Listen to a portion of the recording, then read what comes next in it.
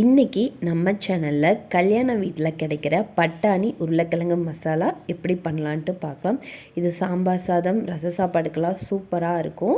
இப்போ எப்படி பண்ணலான்ட்டு பார்க்கலாம். ஒரு குக்கரில் மீடியம் சைஸ் உருளைக்கிழங்கு 4 கட் பண்ணி சேர்த்துருக்கேன். இது கூடவே 2 கையளவுக்கு ஊற வச்ச பச்சை பட்டாணி, தேவையான அளவு தண்ணி ஊற்றிட்டு கொஞ்சமாக உப்பு ஆட் பண்ணிவிட்டு ஒரு 4 விசில் மூடி போட்டு வேக வச்சுக்கிறேன். அந்த கேப்பில் நீங்கள் வெங்காயம், தக்காளி எல்லாம் கட் பண்ணி வச்சுக்கலாம். இப்போ அடுப்பில் கடாய் வச்சுக்கலாம். கடாய் நல்லா ஹீட் ஆனதுமே 2 கரண்டி எண்ணெய் நான் ஆட் பண்ணிக்கிறேன். இது கூடவே 1 ஸ்பூன் கடுகு, கடலப்பருப்பு, உளுத்தம்பருப்பு நான் சேர்த்திருக்கேன். இது கூடவே பொடியாக கட் பண்ணி வச்சுருக்க பெரிய வெங்காயம் சேர்த்திட்டு 2 வரமிளகாய் கிள்ளி நான் இது கூட ஆட் பண்ணிக்கிறேன். வெங்காயம் நல்ல கண்ணாடி பதத்தளவு வெந்ததுமே 2 கொத்து கருவேப்பிலை, கொஞ்சமாக இஞ்சி பூண்டு பேஸ்ட் ஆட் பண்ணி நல்லா வதக்கி விட்டுக்கலாம். பேஸ்ட்டோட பச்சை வாசனை போகட்டும்.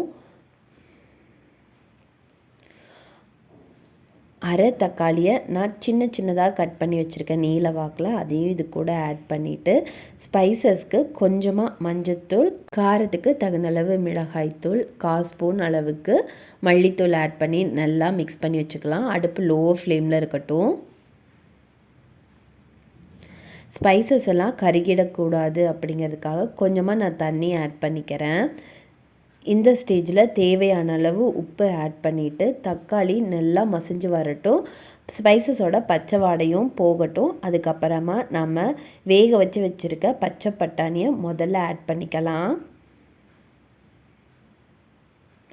பட்டாணி ஆட் பண்ண 5 நிமிஷத்தில் நம்ம வேக வச்சுருக்க உருளைக்கிழங்க தோல் உரிச்சிட்டு ஒரு 4 கட் பண்ணி இந்த ஸ்டேஜில் நான் ஆட் பண்ணிக்கிறேன்.